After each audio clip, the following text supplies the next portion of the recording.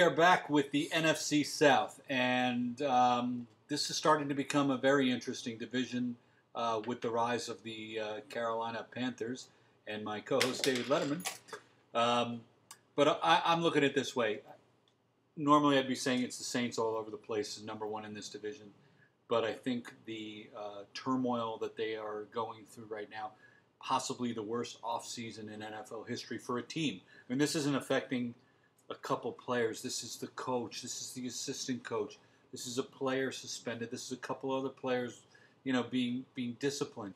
It's a freaking mess. Bounty hunting scum is what they are. That's right, bounty hunting scum. I watched, as a Viking fan, I watched that game and I went, they're beating the hell out of Brad. Now I know why. Yeah, because they were playing for money. There were cheap shots in that game. There was no doubt. Do I expect a NFL championship game to be tough? Do I expect some hits? Yeah. But now that you know that they were actually, and it's widespread, don't doubt. Yeah, they had shivs. They had shivs. They had shanks too, and I'm not sure what the difference between a shiv and a shank I think the shank is on the leg, and the shiv is more towards the brisket. No, it's the prison rules and all that. But yeah, I mean, when a guy is like he gets up from the pile and is actually gnawing on a man's ankle, there's a reason behind that. So they're bounty hunting scum. Jonathan Vilma with this whole, I'm going to sue the NFL. Oh, you were cheating, you were lying, you were blah, blah, blah, blah, blah, blah. Don't give me this whole, I'm an innocent little, I'm a innocent little flower. I'm a little teak. I'm a unique and beautiful snowflake. Please. But were you the only guy doing this? Was this encouraged by coaches in the NFL? It's probably encouraged by freaking Pee-wee coaches. Yeah. I mean, let's face facts. It's a violent sport. You don't need to make it more violent. Yeah, they made it more violent. Some of those shots were laid on Favre. Why the refs weren't throwing flags, why guys weren't thrown out of the game, I couldn't figure out. Did it cost my Vikings a shot at a Super Bowl? Yeah. Am I angry? Yes, I'm angry. But I'm going to disagree with Stewart, and I actually think that the Saints are still far and away the class in this division because of talent. And that's it. Yes, they've lost Sean Payton for the year.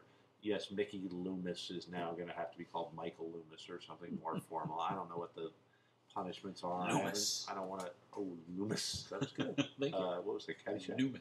Yes, Caddyshack. There we go. No, Seinfeld. Oh. I was thinking. Noonan. That was Noonan. Yeah, okay. My bad. We're going to edit that out. No, we're not. We're going to leave it in because it's embarrassing. Yes, I missed a pop culture reference. Oh, my. But I don't believe in Atlanta at this point. I don't think they're nearly as talented as the Saints. Jimmy Graham alone. I mean, if people forget, if you take Rob Gronkowski's season and sort of push it aside for 1 second, Jimmy Graham had one of the greatest tight end seasons he was crazy. On record. Yeah. Right up there with the Antonio Gateses and the Tony Gonzalez's. And I picked Atlanta to win the division, but I mean, this is who they have to face. This is a team that's going to face the Saints, the Eagles, the Cowboys, the Panthers, the Lions, the Chargers, the Broncos, and the Giants. These are all passing teams, but they did address that. They brought in Asante Samuel to join Brent Grimes and Dunta Robinson in the secondary. They addressed it. Now, is this the three guys that can salvage that, pass-happy league? I don't know, but I don't know. I think the distractions are too much for New Orleans. And that's a tough schedule, too. That is a tough schedule. You look at the Jets schedule, and we're not Jets fans here, let's face facts. Seriously. You look at the Jets schedule, and they should get 9 wins just sort of by accident. You know what I mean? But you look at the schedule that the Falcons have to play. I mean, the Panthers, Cam Newton season. Oh. Canton, Cam calling. Yeah, really. I mean, it's one of the greatest seasons on record. Can he continue? I think he can. I don't know. It's half his touchdowns were rushing. I mean, half of them might be rushing. I'm sorry, half his yards were rushing, and that doesn't win games in the NFL. Does if you're big and strong and fast. Name one guy like him that's ever won. Michael Vick. He's won. He's won. Oh, he's won games, but hasn't won a Super Bowl. I'm not a big Cam Newton fan. Okay. We will see how Cam develops, but you have to give him this. that was an amazing season Absolutely. on a fairly talentless team.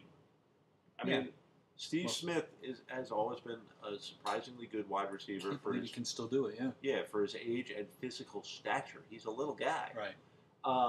They've got a running back by committee that's better than most running backs by committee, but it's still a running back by committee. And they added Mike Tolbert, for those of you who weren't sure where he was before. This is where he went.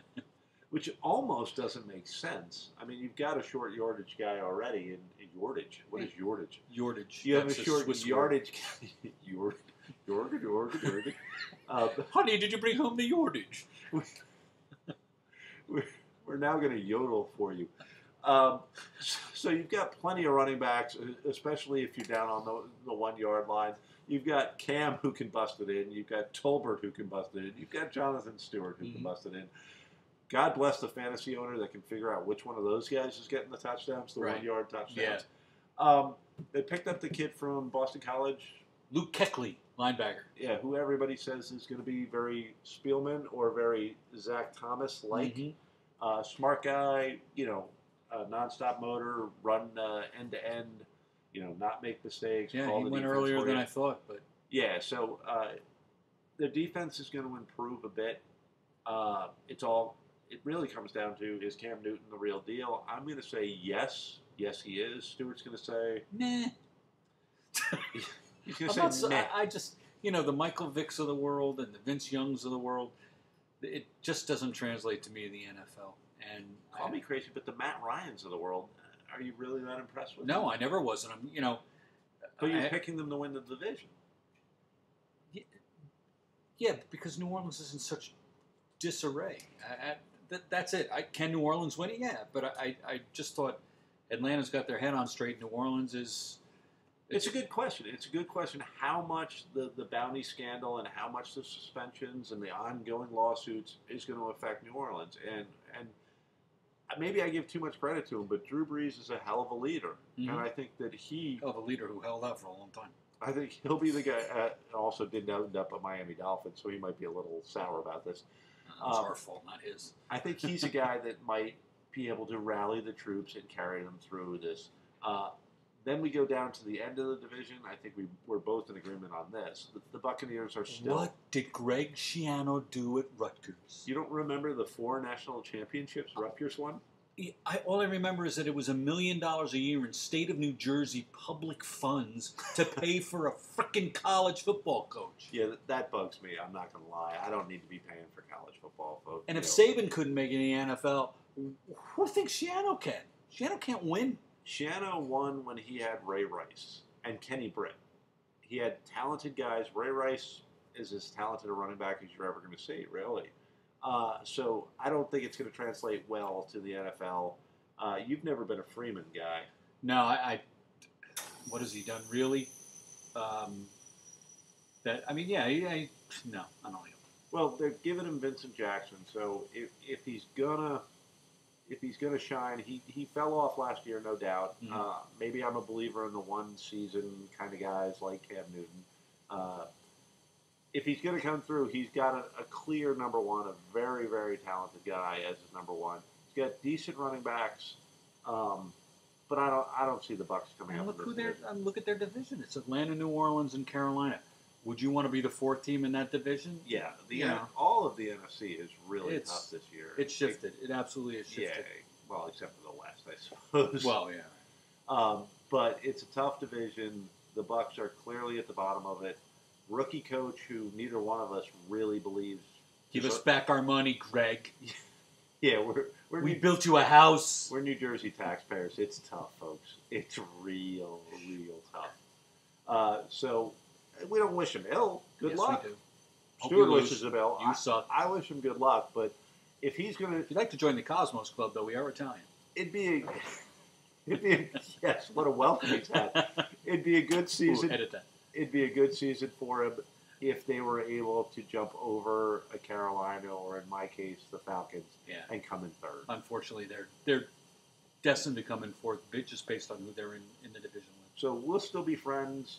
I'm going New Orleans. I'll take Atlanta, and then we both agree that it's Panthers, Bucs after that. So that's the NFC South and the Greg Schiano rant. We'll be right back with our favorite division in the NFL. Yeah, you can skip the next part because it's going to be the NFC West. Yes, if you have 2 more minutes of your life that you don't want to waste, don't watch the next episode. It's going to go quick, folks. It is. We'll be right back.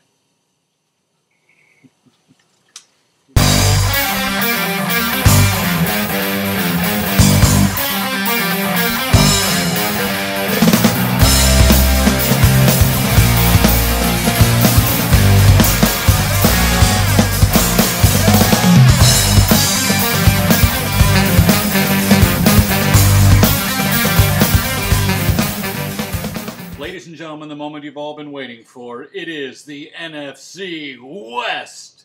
All right, San Francisco's going to win it. Okay, good night. Good night, everybody. Our set. Our $1 million set almost went down. And Jimmy didn't walk by.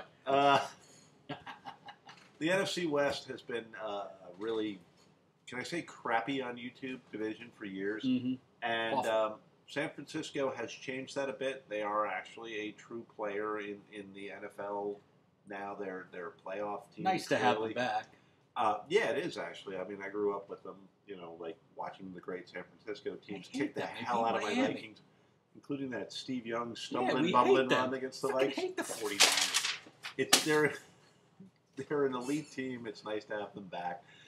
It's nice actually to see Alex Smith go through some trouble, develop into a real pro quarterback. Mm-hmm. They've given him a ton of wide receivers. Stuart, you want to name them? He's got Randy Moss, Michael Crabtree, Mario Manningham now, and of course Vernon Davis. I mean, if he can't find those guys, then he's not for real. I mean, he did very well last year with the likes of Ted Ginn. Bitter Miami fan there with the Ted Ginn pick. They've also got an elite defense led by Justin Smith on the defensive line and by Patrick Willis, who is a tackling machine. Are they the number one defense? I don't know if they're the number one defense, but they might be the number one defense next year. Yeah. Houston might have been. There are a couple of really elite defenses out there, and San Francisco is right up there with the best of them. So there's no reason to expect them to not win this division. They're going to win it in Week 10. They're playing the the AFC East this year, which is, it might be tough, but if you watched our earlier AFC East thing, shameless plug, we don't expect much out of the Jets. No. And I can see, the Dolphins and the Bills not being very good either. But, the Jets are the kind of team that can give San Francisco fits for some reason. It's just one of those games where you go, the 49ers should win, and here come the Jets, and they come up with some stunt that, wins the game. But as we were saying, the AFC East has it easy playing against the NFC West, vice versa to some extent, too. So San Francisco should be an 11, 12-win team. Without a doubt. And then it's just a question of the also-rans. I mean, St. Louis might be getting a little better. Quick, name a receiver. Danny Amendola. I mean, I can do that, but that's about it. I liked Sam Bradford a lot coming out of college. I think his confidence has been shaken in the time that he's had in the pros. Yeah. He doesn't have the weapons around him. Steven Jackson, I feel like that guy should be given, sympathy money or something because he's carried the team for a long time, and he's going to break down. An okay defense, Chris Long, an okay defense.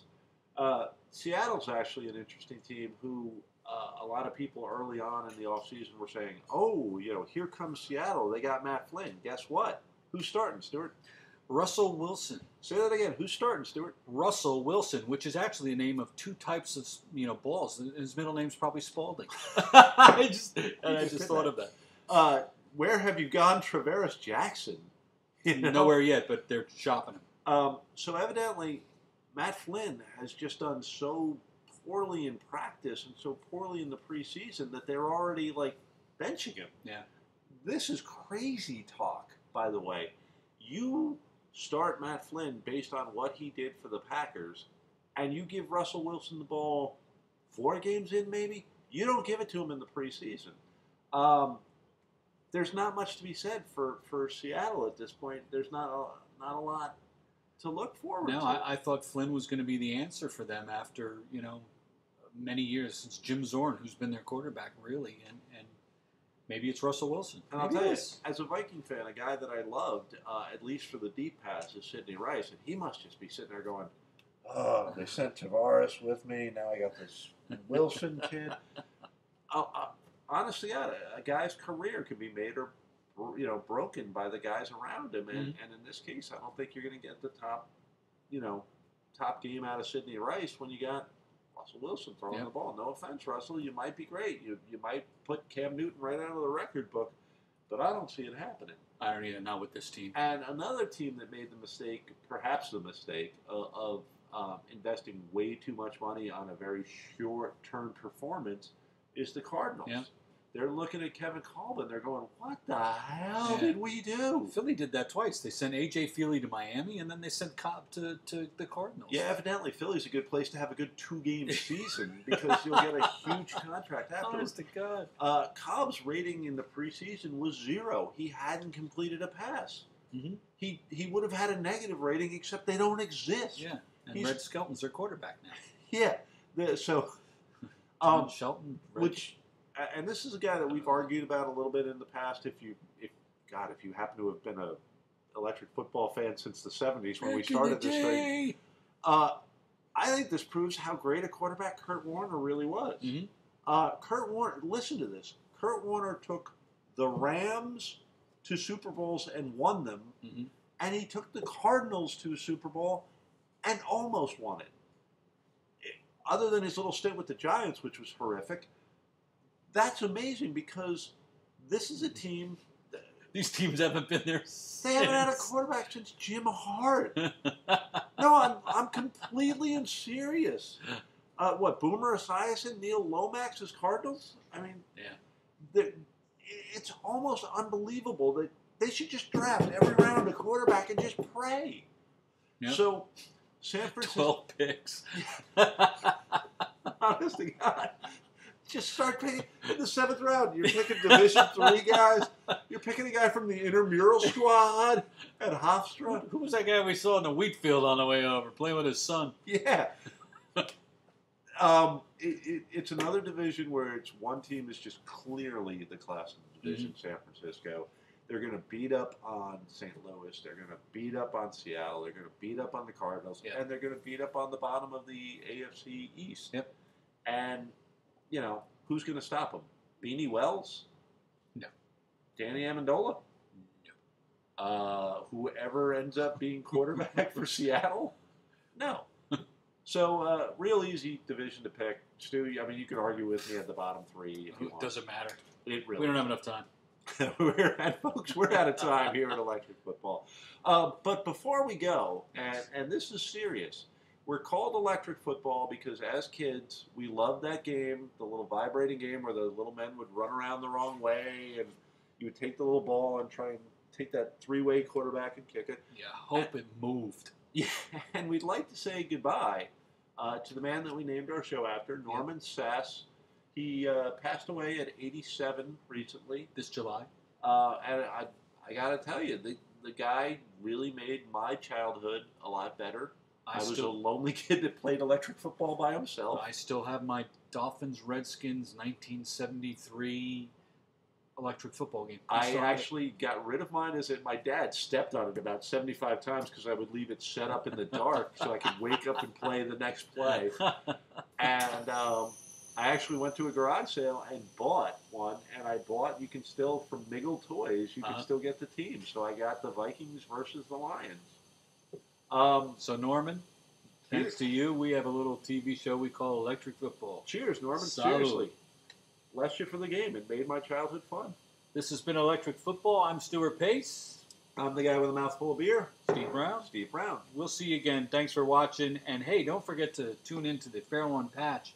FairOnePatch.com. You can play against us, the experts. We have a show. We're experts. We must be experts. We must be. We have a set. So, Fair One Patch will be doing picks this season. We'll be talking a little fantasy, and we'll be doing a suicide. Yeah, the website address is right in front of the little Miami Dolphin helmet. I'm sure you'll see it later. So, for Steve Brown and Norman Sass, and I'm Stuart Pace. Good night. Good night, everybody.